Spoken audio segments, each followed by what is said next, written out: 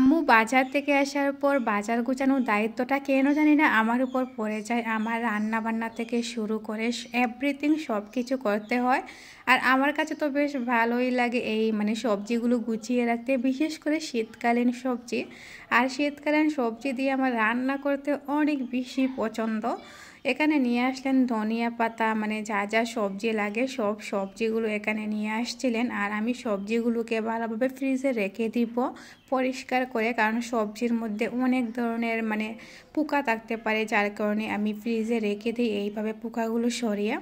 শীতকালীন সবজি দেখলেই তো আলাদা একটা শান্তি লাগে। এখানে তো আমার ছেলেকে আমি লুকিয়ে চলে আসছিলাম অন্য রুমে, বাট ও আমাকে খুঁজে খুঁজে চলে আসছিল এই রুমে। ও না খুব বেশি দুষ্টমি করে, ও সব সবজিগুলো এক এক করে নিচ্ছিল হাতে। আমি বললাম যে তুমি এখানে থাকো, আমি সবজিগুলো গুছিয়ে রেখে দিই, তারপর তোমাকে আমি কুলে নিব। এখানে দেখেন অনেক আলু ছিল, শিম ছিল, কাঁচামরিচ ছিল, এখানে ছিল ফুলকপি, যা যা উপকরণ লাগে রান্না বান্না করার জন্য সব ধরনের পছন্দনীয় উপকরণ আমার আম্মু আজ নিয়ে আসলেন আমাদের জন্য। এখানে নিয়ে আসলেন 2টা তেলাপিয়া মাছ, আর এখানে নিয়ে আসলেন রুই মাছ। তো তেলাপিয়া মাছটা আমি ফ্রিজে রেখে দিব, কারণ আমি ভর্তা বানানোর জন্য স্পেশালি এই তেলাপিয়া মাছটা আনিয়েছি বাজার থেকে।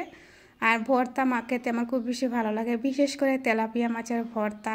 আসলে তেলাপিয়া মাছের ভর্তাটা আমি ইউটিউব থেকে শিখেছিলাম, তারপরে আমি আমার আম্মুকে বললাম, ও আমার আম্মু এই তেলাপিয়া মাছের ভর্তাটা বানাবেন, যার কারণে আমি ফ্রিজে রেখে দিলাম আর কি।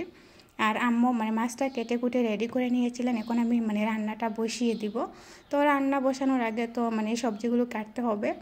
দুপুরের জন্য আজ আমি রান্না করব ফুলকপি দিয়ে এই রুই মাছের ঝোল, আর সাথে ছিল ডিম আর দেশি হাঁসের ডিম রান্না করব। আর দেশি হাঁসের ডিমটা আমার খুব বেশি পছন্দ। যে কোনো কিছু রান্না করলে নাকি অনেক বেশি ইয়াম্মি হয়। আমাদের পরিবারের সবাই তো আমার এই প্রশংসা সব সময় করেন।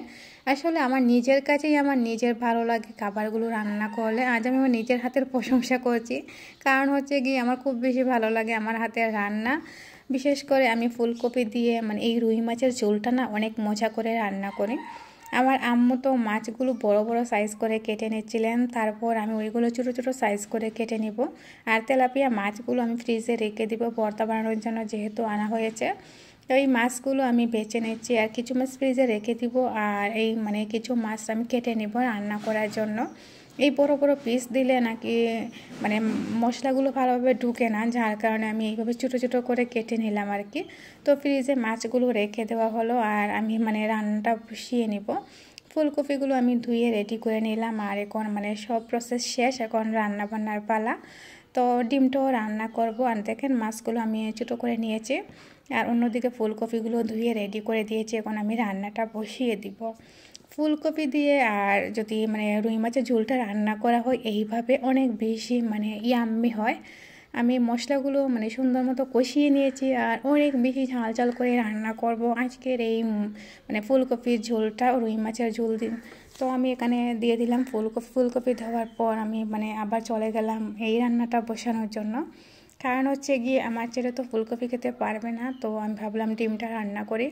দেশি হাঁসের ডিম রান্না করব। দেশি হাঁসের ডিম কিন্তু খুব বেশি টেস্ট হয়, আর আমার বেশ ভালো লাগে, বিশেষ করে আমার ছেলে খেতে পছন্দ করে। তো ডিমগুলো ছেলে নিলাম, তারপর এখানে হলুদ আর লবণ দিয়ে মাখিয়ে ফ্রাই করে নেব, আর লাল লাল করে ফ্রাই করব। ফ্রাই করা হয়ে গেলে রান্নাটাও বসিয়ে দিব।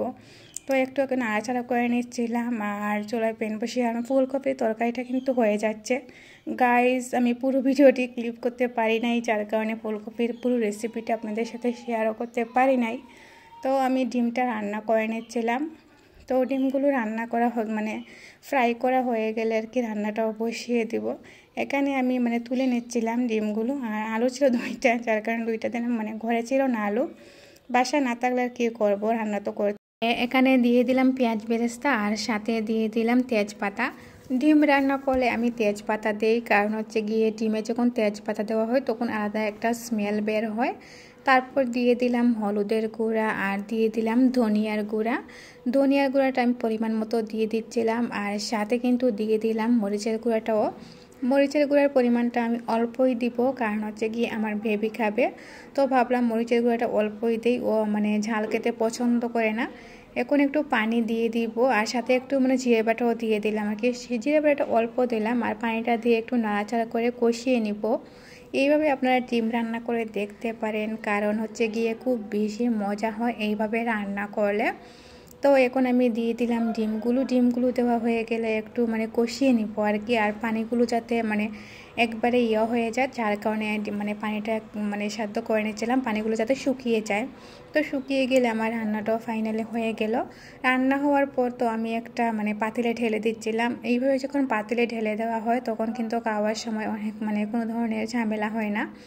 তো সব সময় আমি রান্না করার পর এইভাবে মানে ট্রাই করি পাতিলে ঢেলে দেওয়ার জন্য পাত্রে। তো পাত্রে ঢেলে দিয়ে এখন কিন্তু আমার ছেলেকে খাইয়ে দিচ্ছিলাম।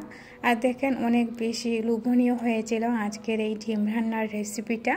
কে কোথা থেকে আমার ভিডিওটি দেখছেন অবশ্যই কমেন্ট করে জানাবেন, আর আজকের ভিডিওটি কীরকম হয়েছে অবশ্যই আপনারা সবাই কমেন্টে জানাতে ভুলবেন না।